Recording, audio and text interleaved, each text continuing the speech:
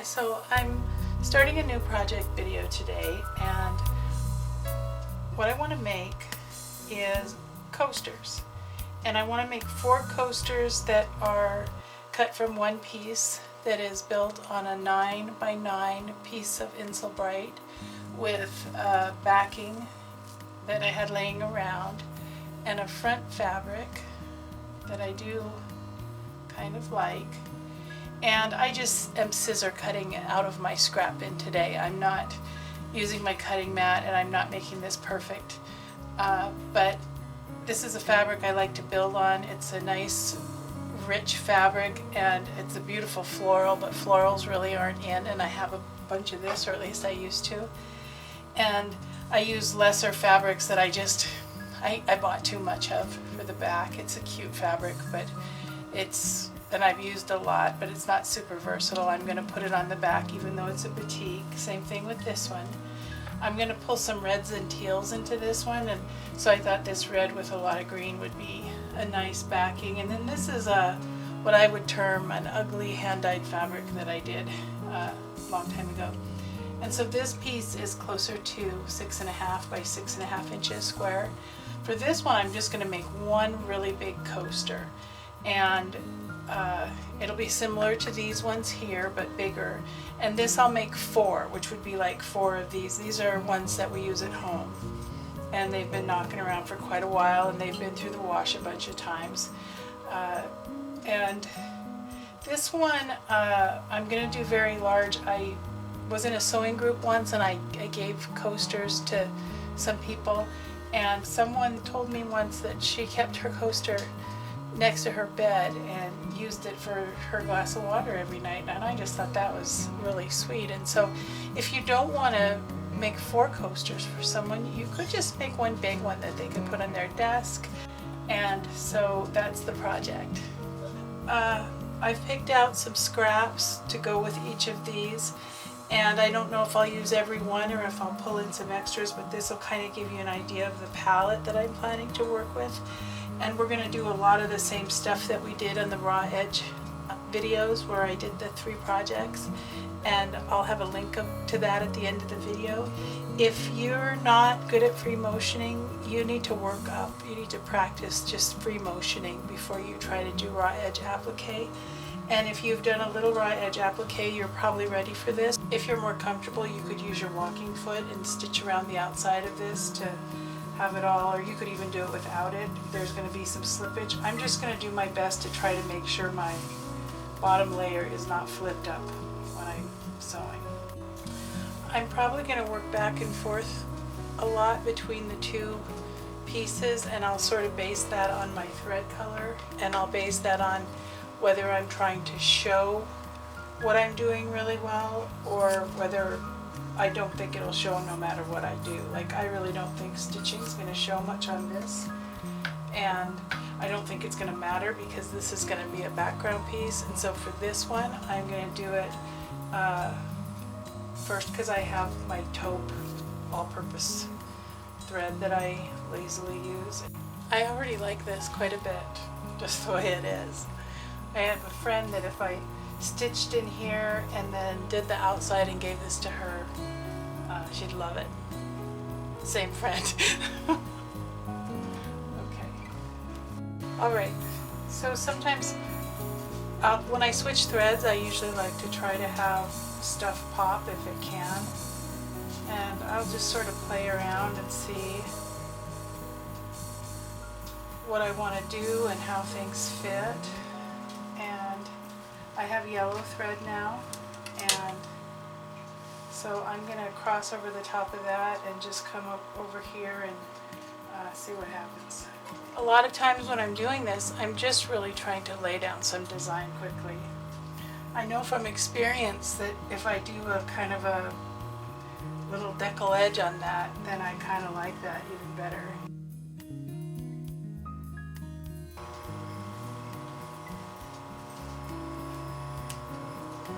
If you're tired of seeing me make similar stuff over and over, imagine how tired I am of making it.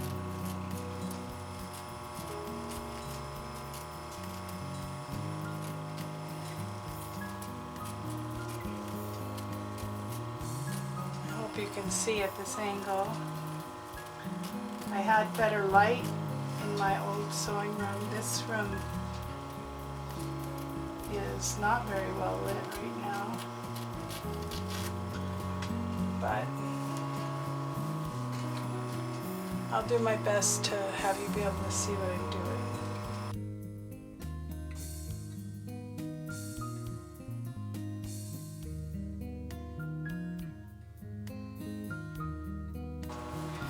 Now I have these two things, and you know, I just do the same things over and over till I get pretty tired of them. As I said before, this one I usually did flowers on. Looking at this is making me realize, and I sometimes like to do these circles on things. I think I'll do flowers on one of these, and maybe a couple hearts on one. Those are tried and true. And then really stitching in the background with a nice contrasting dark thread on this, probably black, maybe dark green would look nice. And then this one also, whether I, after I add some color in here, which I think will be red, maybe I'll do a flower on there. So for the last couple years, my husband has been buying lilies for the dining room table regularly, which is just at the grocery store. Really sweet though. So I took a picture of one of the ones that's there right now, and have been practicing kind of sketching it without trying not to lift up the pencil, so that I can try to sew one on here, my plan. And on the other coasters I'm going to do this, which I would call my habitual flower. But I did manage to film this without, or stitch it without filming, so I'm going to do two after all. And I want this one to be positioned backwards, so I'm just going to kind of turn it upside down and draw it backwards and hope for the best. Try to have it stay on my piece. So one, I'm going to let them overlap a little because I don't have tons of room. Okay.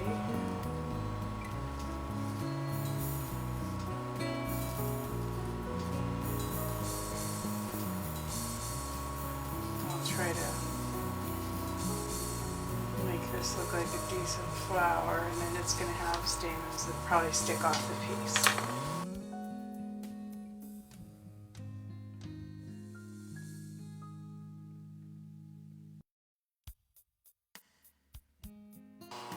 So there's this one, the little one.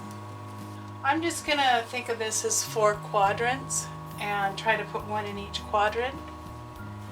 And boy, I sure hope. See, I'm a little, because there is white in this, I'm a little worried that these aren't going to show up enough as flowers. You know, but with the coaster, like this, I believe is part of a big flower, and it still looks cool. So I guess I'm not going to sweat it. I'm just going to put it in there, and then I may put the hearts on this one because I think I have room for the hearts here, where my other one I think is pretty much filled up already. And I'm just going to leave this. I think it'll be nicer. I'm going to stitch probably with black, and at the same time I'll do some kind of, I think those are pistils or stamens, we'll see. So when I'm making these types of things, what I like to do is try to make a batch of, you know, some number, quite a bit more than one, so that I can only change the thread ever so often, and then I'll try to add interest with the different colors. And to do that, I'm just going to do this, which of course is another one of my habitual things that I do. I want this to show, so I think I'm going to try to go over to here with that and hope it shows. And And then I'm just going to let it come off of this side here, like that. Let's see if I can get that to make sense. And then I'm going to show you how I like to do these areas, and I think I've done it before.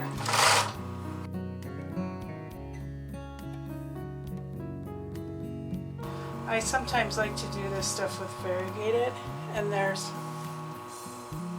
one option.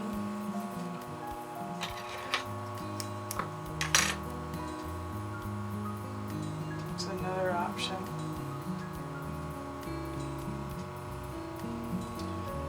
I almost like the one with a bit of orange in it, so I think I'm going to do that. This one. And they both are going to go through the wash.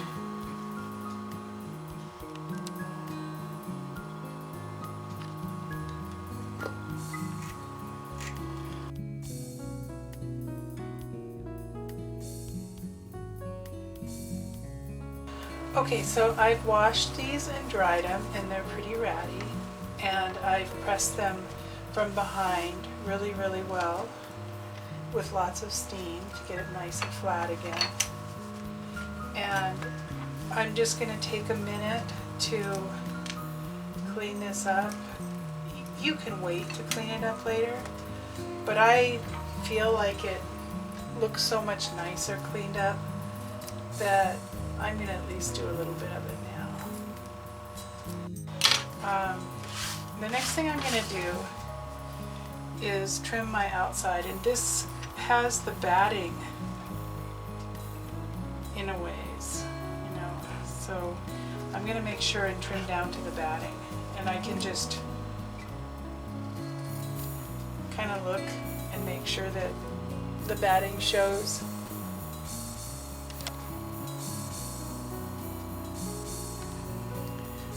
Where I cut, and I'm just going to kind of do that as I go around.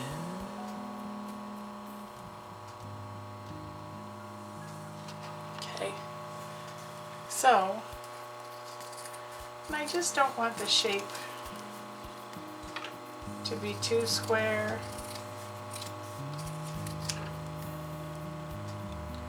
too regular.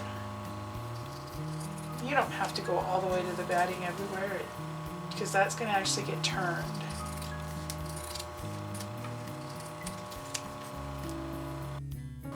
Okay, so there I've got them.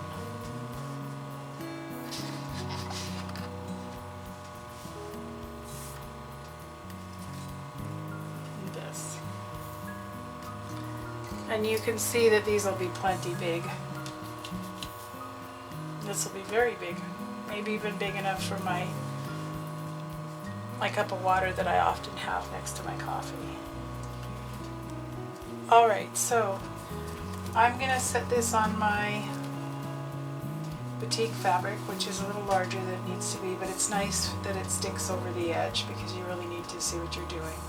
All I'm going to do is use a pretty small stitch, really pretty small, and I'm going to stitch around twice, and I'm going to try to go a little more than 1/8, around 3/16 from the edge. I'll still probably trim a little tiny bit. I tried to go on my stitching pretty close, but if I'm a little bit off, it's alright.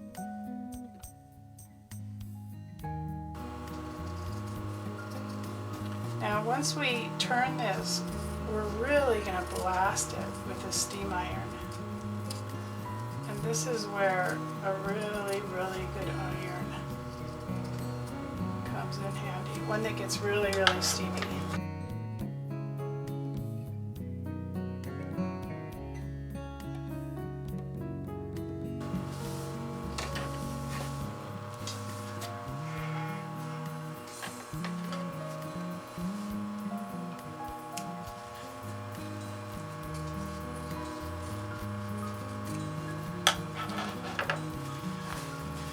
This is going to make some waste. It just is. So we want to turn this. Try not to rip.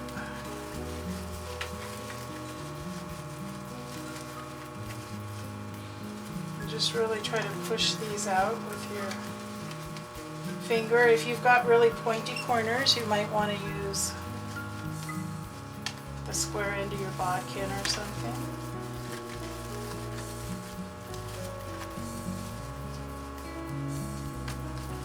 So I've got this ready to go, and I've left a little bit so that I can stitch down that area. You can leave more.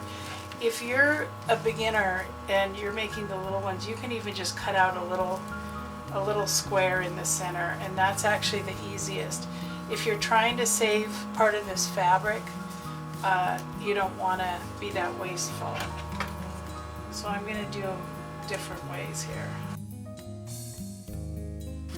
Okay, so we're going to press this, and I didn't find my bodkin, but I have my screwdriver from my sewing machine which I use constantly if I want to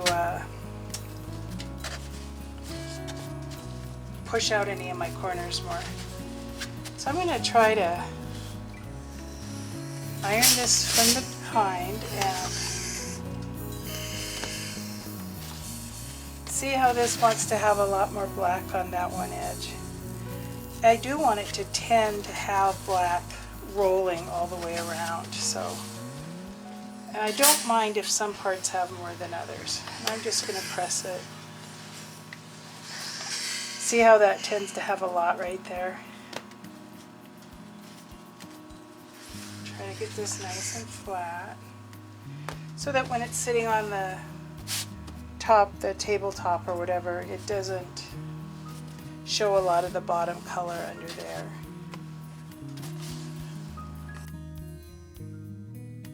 Hot, hot, hot.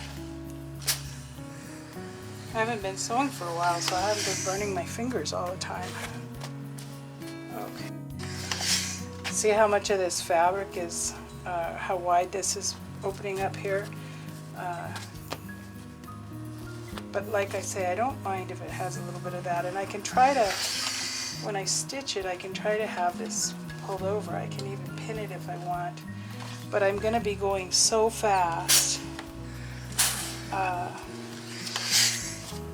around the edge.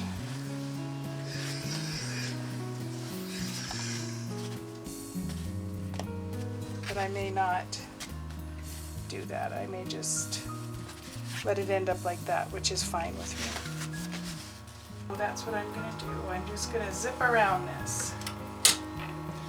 And, you know, this fabric that's turned here is 1/8, and so it comes over about 1/8 here, and so I just want to get a little wider than that where I'm going to trim so that none of that shows. It can be over on the edge with one line, but we're going to stitch twice.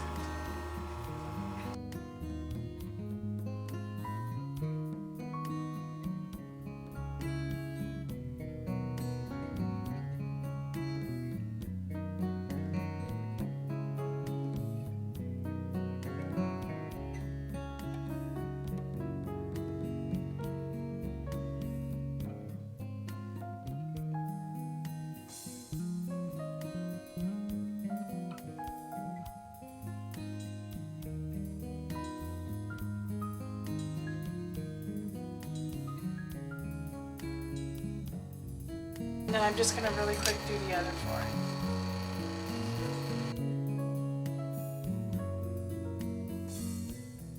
Of course, when you can, it's nice if you can get this scissor to rip this edge, and you just kind of push it along there.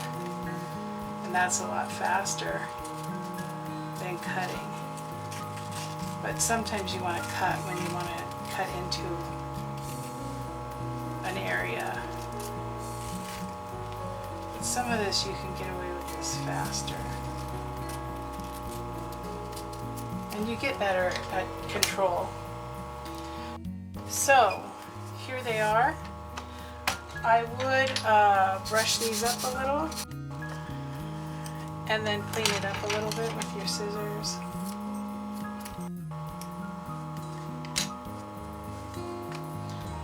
Cute little item.